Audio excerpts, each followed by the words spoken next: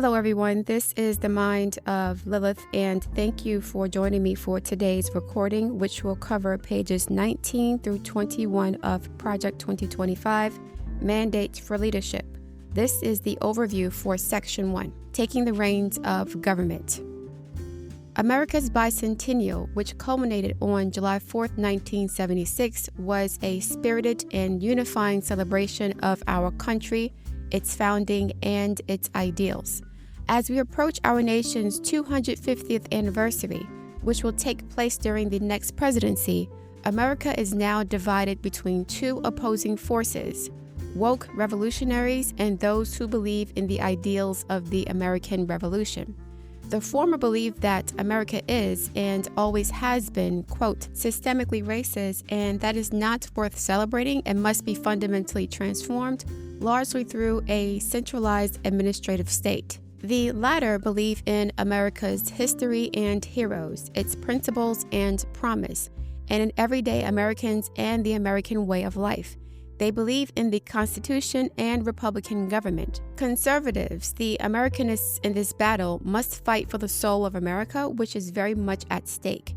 Just 2 years after the death of the last surviving Constitutional Convention delegate, James Madison, Abraham Lincoln warned that the greatest threat to America would not come from without, but from within.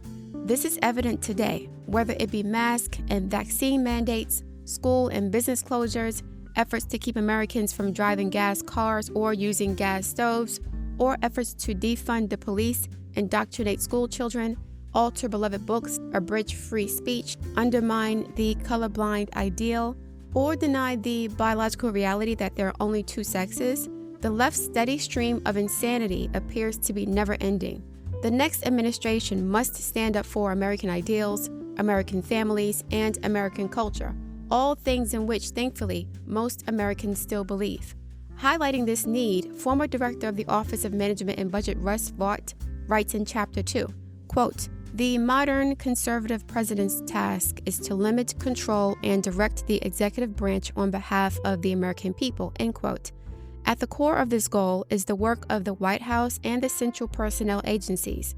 Article 2 of the Constitution vests all federal executive power in a president, made accountable to the citizenry through regular elections.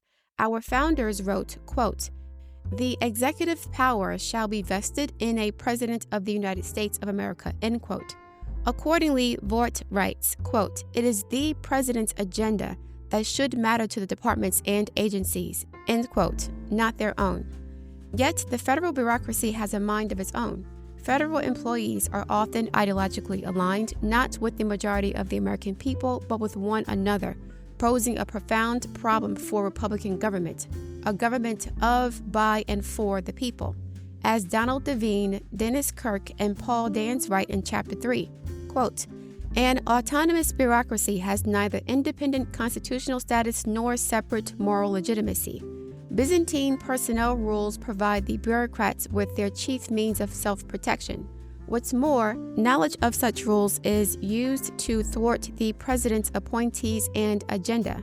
As Devine, Kirk, and Dans write, quote, "Managing the immense bureaucracy of the federal government is impossible without an understanding of the key central personnel agencies and their governing laws and regulations. Many of these laws and regulations governing a largely underworked, overcompensated, and unaccountable federal civilian workforce are so irrational that they would be comical in a less important context.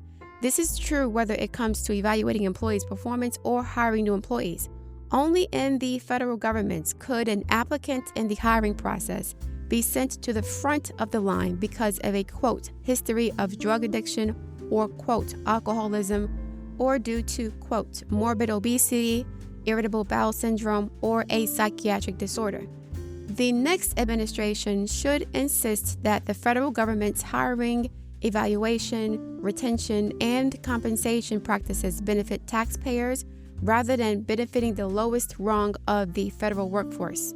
In order to carry out the president's desires, political appointees must be given the tools, knowledge, and support to overcome the federal government's obstructionist human resources departments. More fundamentally, the new administration must fill its ranks with political appointees. Devine, Kirk, and Dans observed that, quote, the Trump administration appointed fewer political appointees in the first few months in office, end quote, than any other recent presidency.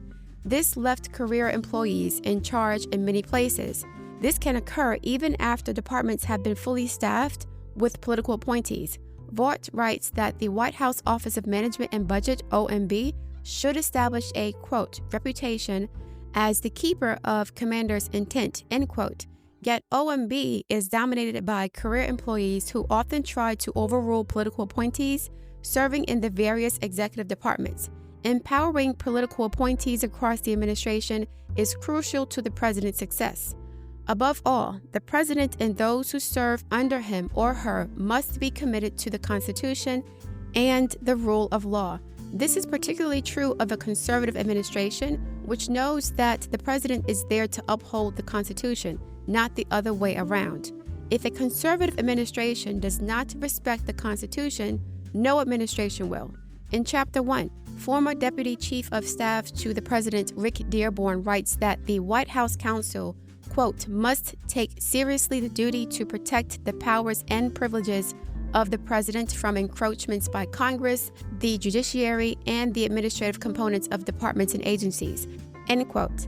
Equally important, the president must enforce the Constitution and laws as written rather than proclaiming new, quote, law unilaterally. Presidents should not issue mask or vaccine mandates, arbitrarily transfer student loan debt, or issue monarchical mandates of any sort. Legislators make the laws in a republic, not executives. It is crucial that all three branches of the federal government respect what Madison called, quote, double security to our liberties, the separation of powers among the three branches, and the separation of powers between the federal government and the states. This double security has been greatly compromised over the years.